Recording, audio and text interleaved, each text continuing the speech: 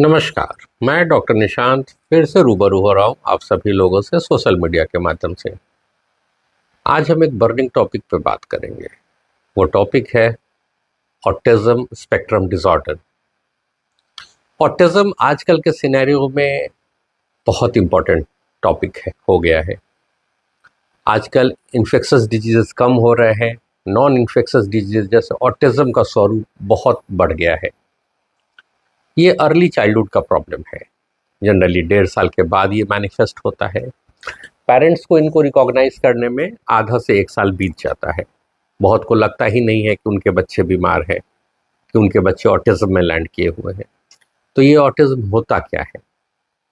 Autism एक neurobiological disorder है जिसमें बच्चे में 3 मेजर डोमेन का लॉस होता है। कमी किस चीज़ में होती है? इंटरैक्शन में, सोशल इंटरैक्शन, कम्युनिकेशन में और बिहेवियर में। इन तीनों डोमेन में बच्चे थोड़े से विकृत होते हैं। तो जनरली बच्चे कम्युनिकेटिंग स्किल उनमें नहीं होता, मतलब वो कम्युनिकेट नहीं कर सकते सेम एज ग्रुप के बच्चों के साथ।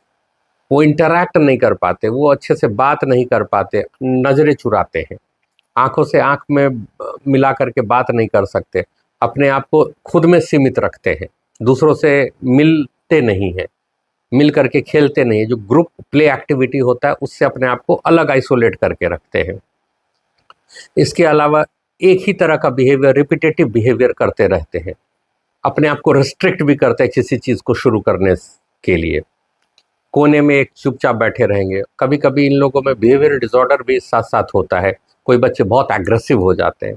तो जनरली पेरेंट्स को लगता है नहीं मेरा बच्चा अभी बीमार तो नहीं है। ऐसे तो अमूमन सारे बच्चे ही करते हैं, अकेले है, रहता है, इंट्रोवर्ट है, डॉक्टर साहब ये जल्दी मिलता नहीं है किसी से। नहीं, अगर आपका बच्चा इंट्रोवर्ट है या अगर आपका बच्चा लग रहा है कि अकेले रहना पसंद कर रहा है, उनमें थोड़ा स्किल बोलने का नहीं हो रहा है, अगर वो बच्चा घुल मिल नहीं रहा है दूसरों के बच्चों से, आई टू आई कांटेक्ट नहीं कर रहा है, ग्रुप वाले एक्टिविटीज़ में पार्टिसिपेट नहीं कर रहा है, तो ज़रूर अपने नज़दीकी के डॉक्टर से मिले। हो सकता है आपका बच्चा ऑटिज्म में लैंड कर रहा हो।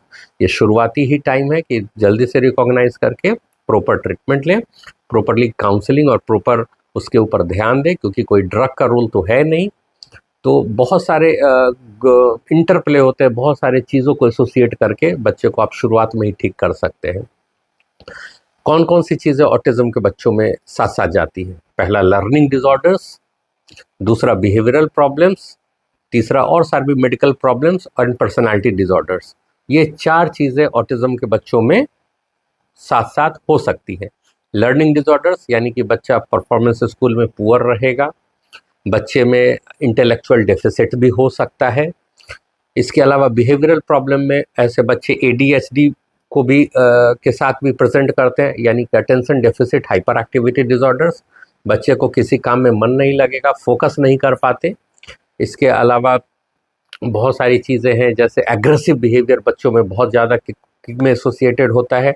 किसी के साथ झगड़ा कर देते हैं, किसी को एक थप्पड़ लगा देते हैं, किसी के ऊपर ईंट चला देते हैं। ये सब बिहेवियरल प्रॉब्लम भी एसोसिएटेड हो जाता है। कुछ तो सेल्फ इंजरी भी खुद को कर देते हैं। इसके अलावा बहुत सारे में पाइका भी एसोसिएटेड रहता है, मिट्टी खाने की आदत।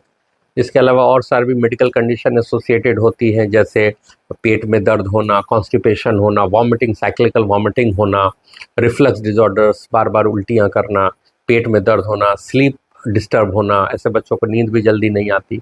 और बहुत बार पर्सनैलिटी डिसऑर्डर्स भी साथ साथ एसोसिएटेड होते हैं, पैरानॉइड या फिर एंग्जाइटी, या फिर बहुत सारे कभी कभी डिप्रेशन में भी बच्चे चले जाते हैं जैसे जैसे बच्चे ग्रो अप करते हैं। तो एक्चुअली ऑटिज्म बहुत लंबा टॉपिक है।